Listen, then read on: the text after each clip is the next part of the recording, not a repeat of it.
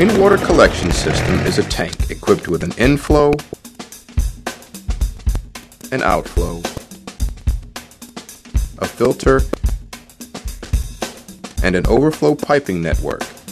This water collection system captures stormwater runoff from building downspouts and safely stores the chlorine-free water for later uses. Residential rainwater collection systems generally use tanks that are installed above ground. This cost-effective installation method allows for water to be released with the aid of gravity. Installing a rainwater collection system involves the use of a simple formula to determine how much rainwater might be collected from a downspout. Knowing this volume helps determine a home's optimal tank size. First, decide which downspout will be used to collect the stormwater.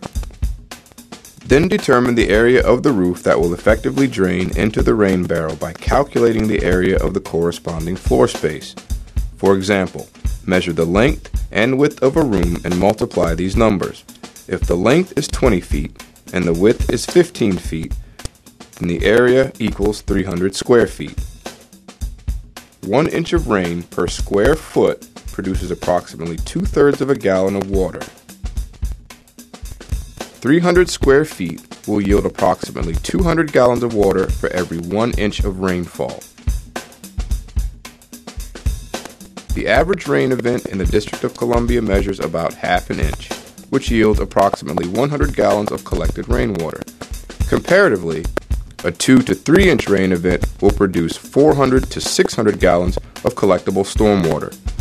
While homeowners may have success with any size collection system, please remember that with smaller tanks, it is very important to have an adequate overflow system that can effectively and safely divert excess water.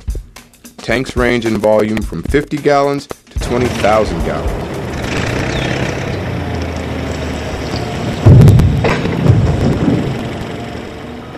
Rainwater that comes off of this rooftop flows into this downspout, which then goes into this pipe here, which during storm events flows into the combined sewer system and out into the Anacostia River.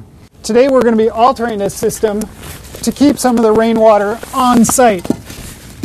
And the first step of that is to build up a base. To put the cistern on.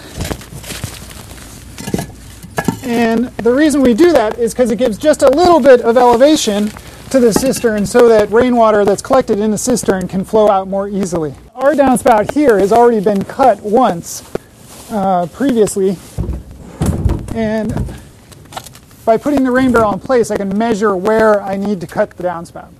I'm cutting just above this clamp here so that the water from the downspout will flow directly into the cistern.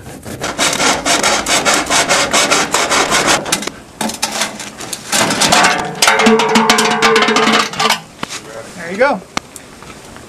What I'm doing now is tailoring the downspout that we just cut to fit around a flexible elbow that I'm going to direct over to the rain barrel.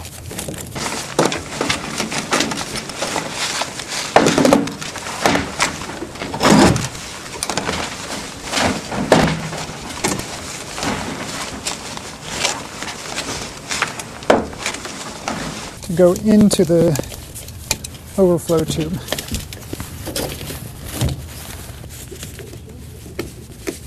This is really just to hold the overflow tube in place.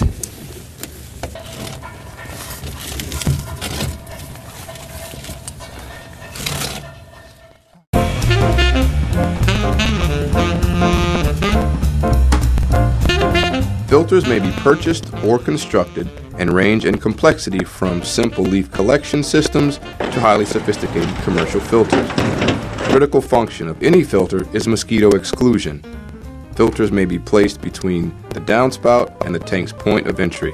If the necessary holes are not drilled into the tank by the manufacturer, then this is something that the homeowner or installer can easily do by using a 3 to 4 inch hole saw to drill the inflow holes and a reasonably smaller hole for the outflow. In order for the system to function properly, the inflow must be at the top of the tank and should be at least the same size, if not larger, than the downspout. To maximize efficiency, The overflow system should be larger than the downspout. To keep with stormwater best management practices, the overflow system may empty into an additional RIVERSMART feature, such as a rain garden. Please make sure that water drains at least 10 feet away from any foundation and never drains onto neighboring property. To maximize outflow efficiency, the spigot or release valve should be at the bottom of the tank. The seals around the spigot or release valve must be watertight and should be checked and maintained regularly to prevent leaks. Connect a standard garden hose and congratulations, you are ready to water your garden with your own supply of chlorine-free rainwater. And thank you, you have just reduced some of the negative impacts associated with stormwater runoff.